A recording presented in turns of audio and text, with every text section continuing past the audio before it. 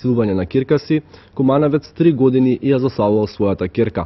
Овие насови, за жал, ја преокупираа јавноста во изминативе 2 месеци. Ги има се повеќе и се почесто.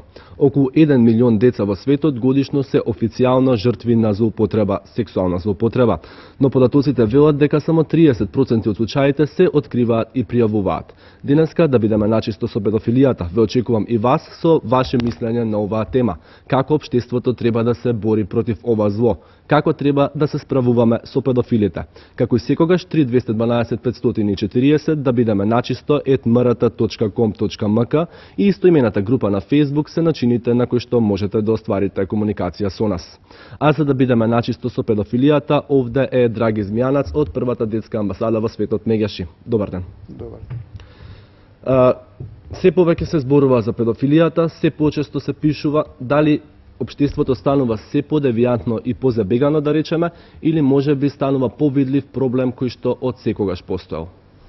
Мислам дека се подига прагот на нетолерантност на јавноста, на родителите, на граѓаните, на медиумите кон педофилите и дека децата и најблиските се охрабруваат да го пријавуваат насилството и силувањето, затоа што ова е една од најтешките трауми кои може да му се случи на едно дете.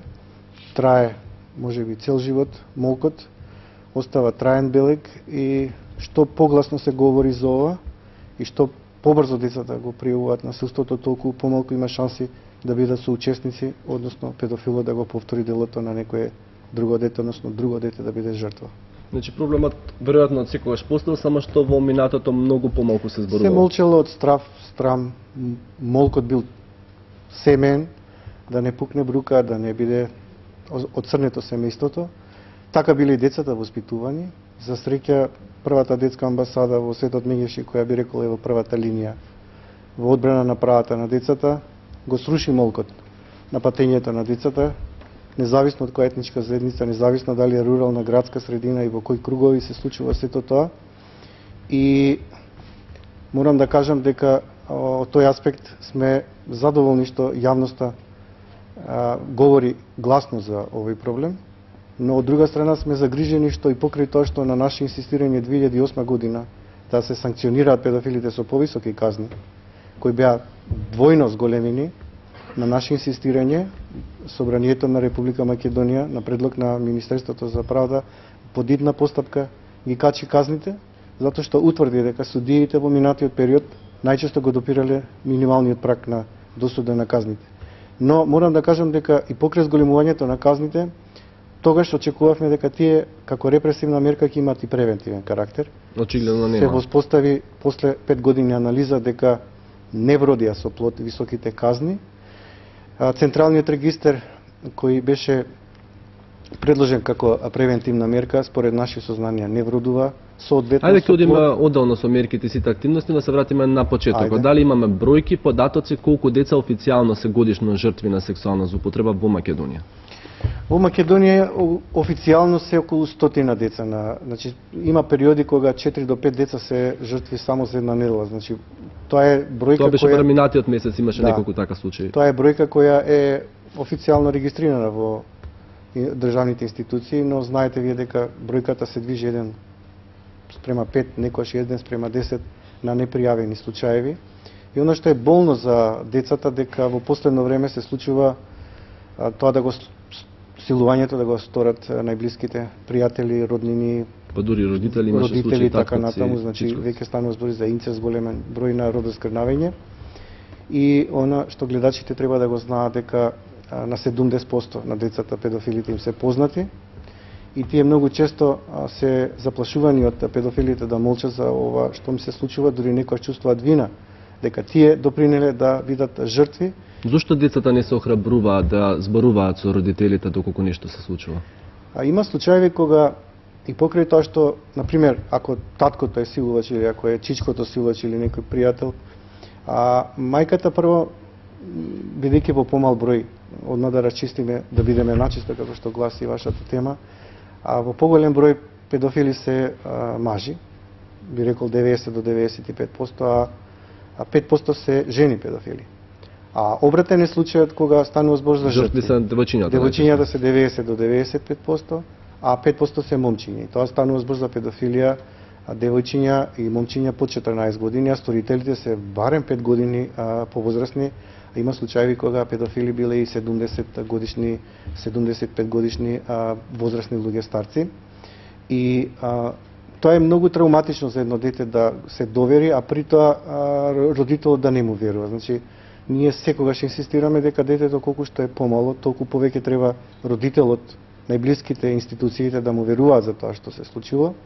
И исто така се залагаме детето жртва да се третира соодветно. Значи, многу е погрешно ако детето жртва кое се случило силувањето во семејството, во домот, силувачот се отстрани од домот, а детето достане во домот.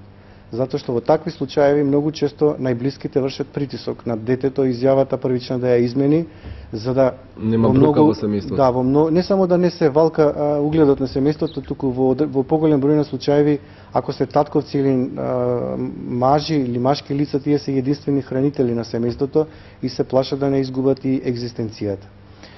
Потоа исто така се залагаме осумничениот. Значи, почитуваме презумција на невиност, осумничениот, доколку детето посочи дека било жртва, да биде ставен во притвор, никако да не биде ослободен, се додека не се докаже неговата вина или невиност, секако, затоа што во поголем број случаи кога педофилите се на слобода вршат притисок на децата и децата од страв ги менуваат изјавите. Многу често дека трае судскиот процес, и кога трае судскиот процес, да имало истрагата дури кога во текст секако. Точно, одбраната е би рекол безкруполозна, инсистира да се соочи детето жртва со силувачот. Зарем тоа не е голема травма за детето? Тоа е виктимизација, травма од аспект на главен претрес, вие да го соочите детето со таткото или со најблискиот.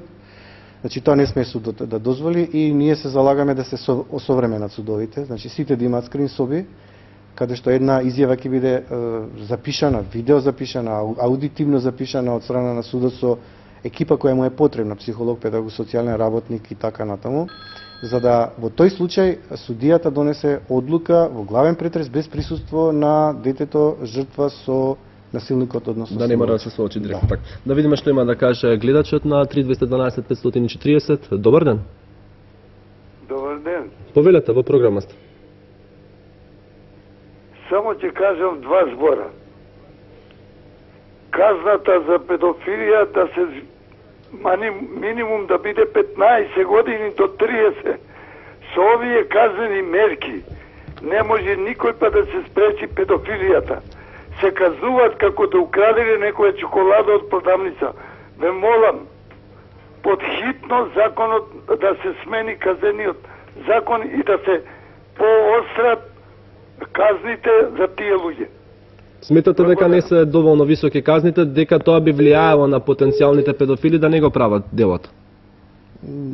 Ова заложба на гледачот е многу блиска на нашите заложби. Значи, како се движат сега казните по актуелниот закон? Од 80 години минимална па нагоре, дури и членот 188 од Кривичниот закон дозволува можности за доживотен затвор, каза доколку сторителот на ова тешко кривично дело го стори на грозоморен начин и додека животот е доведен во опасност. Нашата заложба е 15 години минимум, но она што нас не загрижува дека нема сигурен третман за ресоциализација и рехабилитација на педофилот и тие во 90% случаи се рецидивисти, го повторуваат делото и токму затоа инсистираме, значи да расчистиме, ако може да видиме начисто. Педофилот не може да го контролира либидото и нагонот. Тој едноставно не може да се совземе и атакува на деца. Затоа се залагаме за хемиска кастрација, не на доброволна основа, да биде задолжителна, медикаментна терапија за да се контролира неговата сексуалност, либидо и нагон, да се носат електронски алки, за да може полицијата, центрите за социјална работа да имат увид, а лекарите на секои 3 месеци да ја следат дали педофилот ја добива медикаментна терапија и на тој начин е многу похуман од физичката кастрација затоа што помагаме да не се случи повторништво и да педофилот во случај ако го повтори делото не оди во затвор, бидејќи нашата заложба е за секој повторништво доживотна казна затвор. Така да видиме што има да каже следниот гледач, па ќе се вратиме кај казните и мерките. Добар ден, повелете. Дали се слушаме? Ало, добар ден. Ало, добар ден. Повелете, во програма сте. Сакаме да ги поздравиме гостина. во едно да предложиме на закон друг кој што има кастрирање. Тоа е најдобар закон кој што нема да има опасност од после или пред тоа, каде што ќе биде поучно за сите. Само тој закон, друг никој. И пустоа би сакал да ви дадам еден предлог, бидејќи што работи младината се мисли по селските населби, бидејќи немат например услови за да дојде до град. Исто кој што е у градот горе се пијанчат по паркови, по зеленила, каде што се дешава и така во општина Петрес, поточно доле Илинден, каде што нема други активности, а се знае што е пред школите или после школите или на такви места каде што е сработна слика да се види. Како тема една би дал предлог. Така. Ви благодарам многу на вклучувањето во емисијата. Ви овој че се огласува со вашето гледиште дека треба кастрација за педофилите, но дел од експертите велат дека дури и кастрираните педофили повторно посегнуваат по децата, ги повредуваат, иако не може да го задоволат својот сексуален нагон кој што би требало да го немаат. Да, но кога се контролира нагонот или либидото, веројатно и сексуалноста се намалува, но проблемот е со физичката кастрација е еднаш за секогаш се решава проблемот и една од земите, ретки земи е Чешка која ја заменува доживотна казна затвор со физичката кастрација, но проблемот кај физичката кастрација е што ако се докаже по известно време дека осудениот педофил бил погрешно осуден. А кај хемиската кастрација таа треба континуирано да се употребува, треба да биде под строг надзор и може сексуалноста да се врати, но во тој случај ако сексуалноста се врати, тоа значи педофилот не ја прима редовно медикаментната терапија, тогаш државните институции треба да ја преземат одговорноста за неговото за користењето на таа медикаментна терапија. Затоа ние предлагаме комбиниран модел. Значи, по напуштање на затворот медикаментна хемиска кастрација со носење на локатори, полицијата точно да знае и ограничен пристап на централниот регистар, сите институции кои работат со деца и за деца и во најдобар интерес на деца мора да знаат кого ќе вработат. А доколку некој семејство има основен сомнеж дека во соседството има педофил, тие може да добијат од институциите информации, но под услов да побара за да го заштитат децето, не да го атакуваат педофилот или да го убијат, бидејќи во тој случај се доведува во опасност не толку животот само на педофилот, колку семејството кое ќе биде За само неколку дена повеќе од 150.000 луѓе го посетија овој портал кај што беа јавно објавени, очигледно има интерес. Има интерес за централниот регистар, но повторно ќе кажам, е многу ризичен затоа што ако еден е педофил осуден, се става белешка на целото семејство, а тој педофил има во случаеви кога има и семејство, има и деца. Затоа сметам дека ограничениот пристап е посоодветен и поголем ефект може да вроди доколку го користиме со хемиска кастрација и носење на електронски алкохол. Ќе продолжиме на што има да каже следниот гледач. Добро вечер, повелете. Се извинувам што почекавте, повелете. Дали се слушаме? Ало? Да, добро вечер, добар ден. Дали сум во програма? Во програма сте, повелете со вашето прашање или коментар на денешната тема. Ало? Јас ве поздравувам со господинот Змијанац, се обидувам преку Facebook да стапам контакт. Оставам пораки, до сега и коментари и до сега не сум добила можност да се видам со него. Еве сега имате таа можност. Основано сомневање за случување од овој. Ке може само се извинувам малку погласно, не ме разбираме баш добро. Значи, педофилија.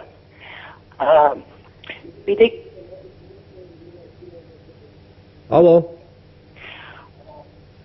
Ало? Да, повторете се, извинувам, малку се видите. Беше спомнато сега од господинот, дека треба да се треба да се обратам на надлежните институции. Јас тоа го правам веќе во последната година, обивајки врати во Центарот за социјални грижи, во Оделот за семејно насилство, во Оделот за старателство, Кој е вашиот проблем? На тријажа што е дежурен во попладневните часови, каде што со часови ги задржуваат децата да даваат изјави. Потоа одам во милиција кај госпоѓата Елена, која е одговорна за полови деликти, Госпогата Елена ги запишува работите во тефтер. Потоа од тефтерот не се сеќава на ништо, зема мој телефон да ми исконтактира. Пропратена сум на различни центри во ментално здравје. Значи децата одат во центри за ментално здравје во центар, во центар за ментално здравје во Симпо и на невропсихијатрија во кај госпоѓа Магде, кај госпоѓа Валентина, кај госпоѓа Марија Ралева. Овие имиња сето тоа во ред, но кој е вашиот проблем, кој е вашето барање до институциите? Тоа не го кажавте. Многу години. Може да и помогнам на гледачката. Значи, се залага веројатно, колку што можам да ја разберам, едно дете да не доживее дополнителна травматизација, виктимизација и стигматизација во однос на докажување на што му се случило. Значи, да не дава изјава еднаш во центарот, па еднаш во полиција, па еднаш во судот. Истата изјава да користат сите. Истата изјава, една изјава, која ќе биде во релаксирана атмосфера, во една скрин соба, адаптирана за соодветна детска возраст.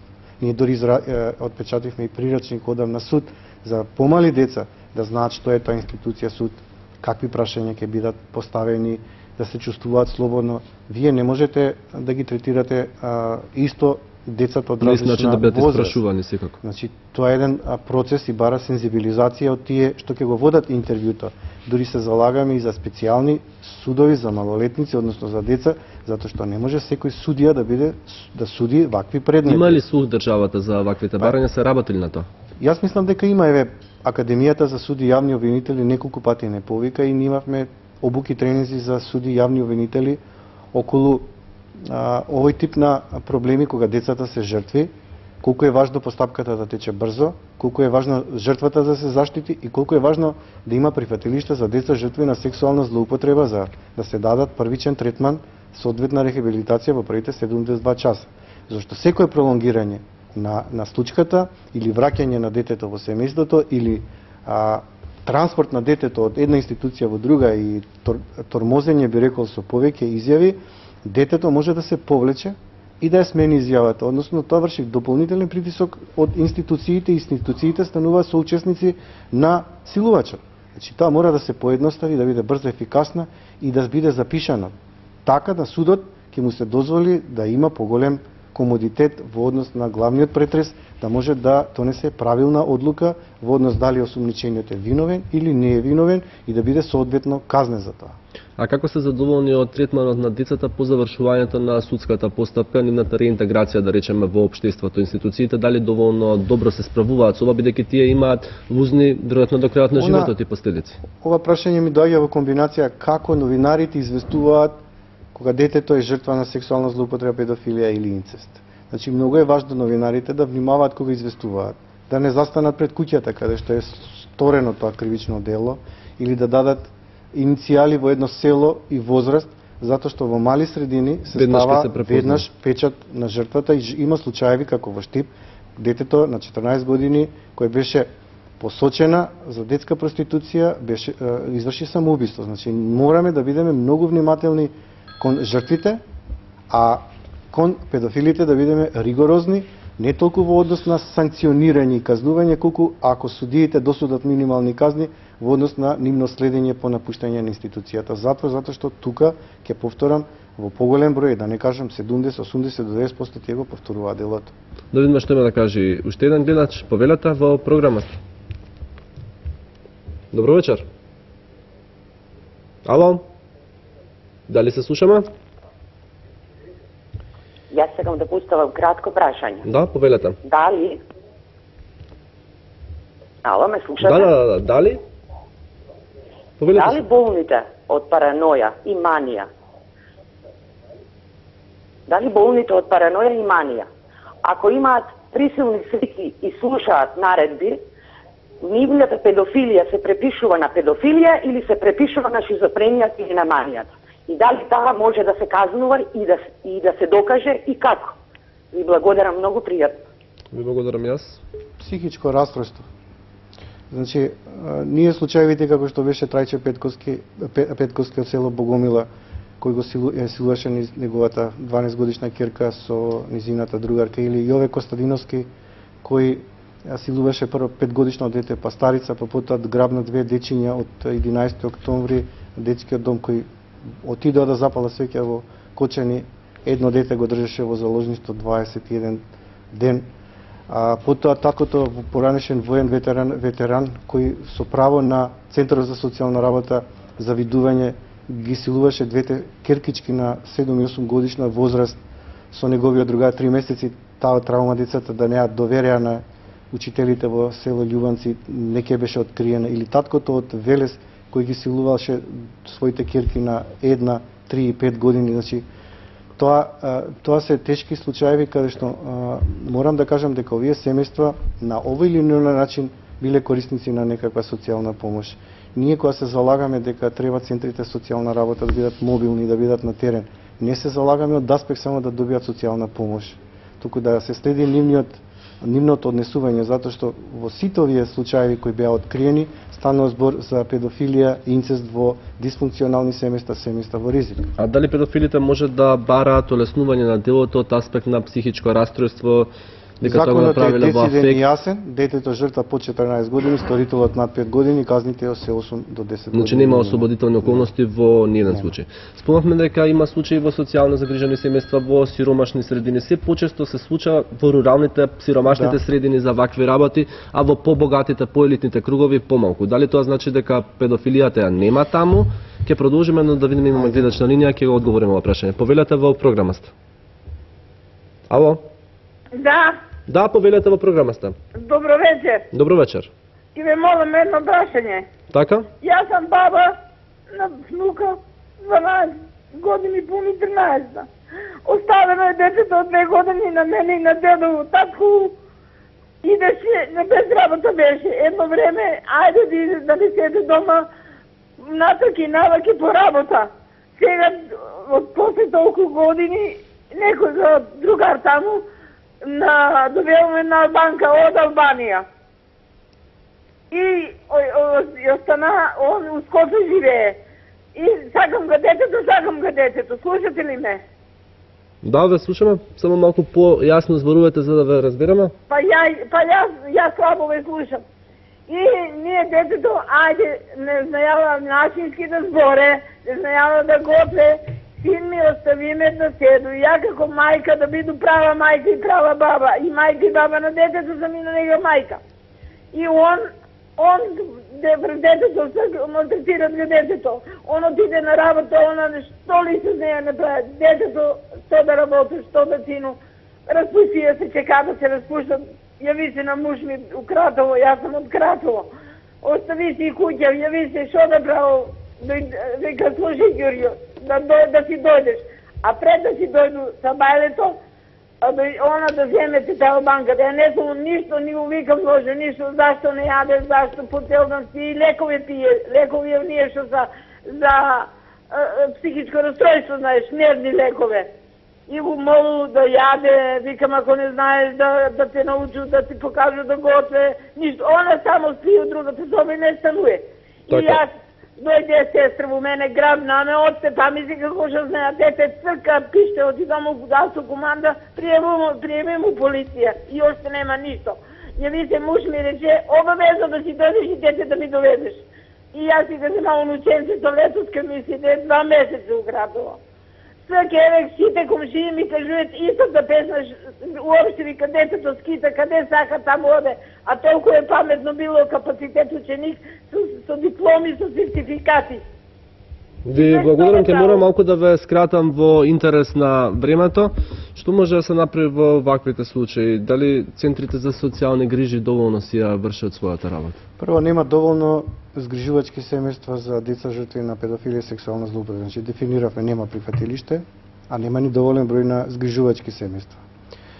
Трето, не секој семејство е сензибилизирано за работа со деца жртви на сексуална злоупотреба, инцест и педофилија. И центарот прави компромис, го враќа детето во семејството. Че тој компромис е многу тежок по детето, многу голем број на случаи децата трпеле дополнителни травми од најблиските и биле дополнително обвинувани за она за што не се вино, ништо им се случило и нема доволно разбирање, емпатија, сензибилизитет дури и од најблиските.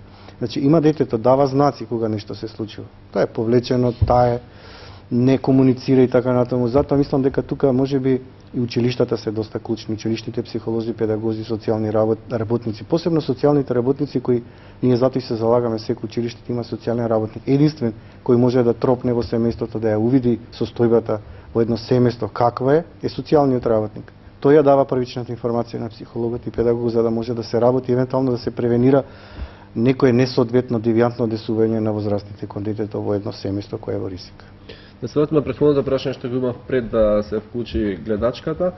Дали во посиромашните и руралните средини има повеќе случаи на педофилија или полесно се откриваат? Полесно се откриваат и почесто се откриваат. Во елитните бизнис кругови се открија неколку случаеви, ама тоа е малолетничка проституција или детска проституција. И тие се открија, посебно во Источна Македонија, има и во Западна Македонија. Она што сакам да кажам дека децата мора да бидат едуцирани од мала возраст, да знаат што е несоодветно однесување на возрастните, што е несоодветно пипкање, да ги препознаваат лошите однесувања на добрите чичковци, затоа што некојаш се збунети од она што им се случува. И вие сакавте да ме прашате за профилот на педофилот. Профилот на педофилот, веруете, јас бев на една обука заедно со суди, каде што беа покажани 16 лика на педофили, ниту еден од нас не успеавме да го погодиме профилот на педофилот според нашите, би рекол, перцепции како треба да изгледа еден педофил.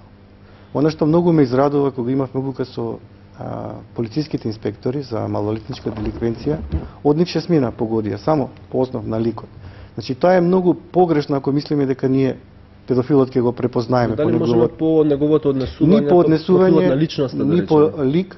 Едноставно, педофилот е таму каде што има деца, се обидува да ја добие наклонетоста на децата, многу често со подароци и така натаму, но она што е многу важно, вината за она што се случи, ја пренесува на детето и тој воопшто не се однесува како насилник, дека тој допринел за тоа, него дека детето едноставно допринело за тој да го стори тоа тешко кривично дело и во многу случаеви биле разочарани родителите кога дознале дека некои од нивните најблиски се всушност педофили. А дали може да се направи профил на типична жртва, да речеме какви дечиња најчесто се злоставувани на овој начин? Јас ви кажав, значи 95% се девојчиња, за жал границата се повеќе се намалува. 9 годишни, 10 годишни, 8 годишни, дури има педофилски скандали и случаеви со деца од година дена па нагоре, мали дечиња. И тука е, значи колку што детето е помало, толку травмата и печатот е поголем и поболен. И токму затоа можеби родителите треба да бидат првите кои ќе препознат несоодветно однесување, да може да му помогнат на детето на време да го отргнат од канчите на педофилот. А што е со детската порнографија? Тоа е еден друг проблем. Само оваа година, според податоците на Министерството за внатрешни работи, 403 компјутери биле пронајдени со повеќе од 4300 документи со порнографска содржина. Како против ова зло? Јас ќе бидам задоволен лично и како прва детска амбасада, како организација, кога педофилот кој работеше во ОПСЕ, високиот советник на амбасадорот, кој во неговиот компјутер беа најдени 30 гига порнографски материјал, и каде што анонимен дојаво се јави на нашиот СОС телефон да пријави дека не само што имал педофилски порно материјали од деца, туку дека има основен сомнеж и на злоупотреба на деца од ромчиња од шуторизари, тој му не беше дозволено да замине од Македонија и се уште, иако има потерница по него, не е фатен и не е спроведен однос на македонските судови и закони. Има неколку пораки кои што стигна во меѓувреме да ги одговориме. Вели, која е границата на педофилијата? Секоја работа постои граница, па верувам и за педофилијата. Како мислите која е границата? Па веројатно се мисли на прашањето која е границата на педофилија во однос на возраст, на колку години би требало да има сторителот. Детето треба да биде 14 помало, а сторителот на тоа кривично дело да биде 5 години постар. Значи си има законски точно утврдено кога станува збор за педофилија. Во друг случај станува збор за сексуална злоупотреба. Така. Вели, се залагам да има смртна казна за овие лудаци со пореметени умови и болна психа, затоа што напаѓаат на безпомошни деца кои што не можат да се одбранат. Јас ви кажав дека во Чешка има доживотна казна затвор и беше Чешка обвинета од Совет на Европа за тортура кон педофилите, иако педофилите бара казната доживотен затвор да е замена со физичка кастрација. И токму од овој аспект, ние како бранители на правата на децата, им се спротивставуваме на бранителите на човековите права, дека секој кој го нарушува правото на другиот нема право да му одземе живот, сигурност, безбедност на едно дете. И хемиската кастрација мислам дека е многу поетична и дека во поголем број случаеви има шанси да ја превенира состојбата, да ја стави, би рекол, на некој начин под контрола со носење на електронски алки и достапност на централниот регистар со ограничен пристап до родителите и институциите кои имаат основен сомнеж дека во нивното соседство живее педофил. А какви се искуствата од регионот, од соседството, од државите, од нашето окружување? За хемиска кастрација се залагаат Хрватска, Полска, Данска, Велика Британија, Чешка, Јужна Кореја, Романија, Молдава и Русија веќе ја воведоа хемиската кастрација. Мислам дека е добра превентивна метода и дека ако ништо друго барем ќе ја преполови. Мислам дека и министерот за труд и социјална политика дали изјава дека се разгледува таа можност опција. Јас неколку изјави имам слушнато дека ја разгледува иницијативата на првата детска амбасада во светот Мегеши да покрај централниот регистар се воведе и хемиската кастрација како задолжителна, не на доброволна основа за докажано осудени педофили, повторно за повторници. И наша дополнителна мерка за превенција е носење на електронски алки кои дополнително ќе дадат гаранција дека ќе знаат институциите за полицијата точно нивната локација каде се движат, за да не биде доведен во прашање сигурноста и безбедноста на децата. И уште една порека која што стигна вика, педофилијата е се пораширана како во земјава така и во светот. Она што мене лично ме плаши е дали ќе знам да си го заштитам детето од такво нешто, дали ќе успеам да го препознам педофилот во мојата близина. Знаете, има деца кои од наивност, несигурност влегуваат во автомобили, добиваат играчки, подароци и така натаму. Биваат однесени во одредена средина каде што педофилот се обидува да го силува, но морам да кажам дека има шанси дури во таква ситуација детето да се спаси. Тоа треба да вриска, да бара помош, да го удира педофилот по осетливи делови на телото на педофилот, едноставно да гребе, да каса. Не се знае во одреден момент може и да се најде спасител на тоа дете, но во секој случај треба да избегнува ризично однесување, ризични контакти, да не се разговара со непознати, со непознат, никако влегување во автомобил, никако одење во непознат правец и во непознат стан. А дали родителите може да приметат, да речеме, потенцијално однесување на одреден педофил? Ви кажав, многу е тешко да се препознае профилот на педофилот и да се препознае однесувањето на педофилот. Повеќе има шанси да се препознае промената на однесувањето на детето, отколку да го препознаа педофилот. Меѓутоа има, да речеме, тебе се собирале на места каде што се собираат дечиња околу градинки, доколку приметат некој така сомнителен човек, би требало секако да известат полицијата, претпоставувам, за да се испита тој случај. Да, има потреба да известат полицијата кои ќе носат електронски алки. Тогаш ќе бидат регистрирани, но сепак има некои што не се регистрирани, нови потенцијални педофили кои што се јавуваат, бидејќи покрај заканите и санкциите, еве и регистарот излезе, се уште излегуваат вести за вакви случаи. Јас се надам дека ваквите емисии и иницирањето на темата во јавноста ќе придонесе ова зло да стане се помалку и поограничено. Овде ќе ви се заблагодарам за гостувањето во емисијата, а вие останете со јавниот сервис и нашата програма Вечер во фудбал пред вториот дневник. Има што да се види. Пријатна вечер.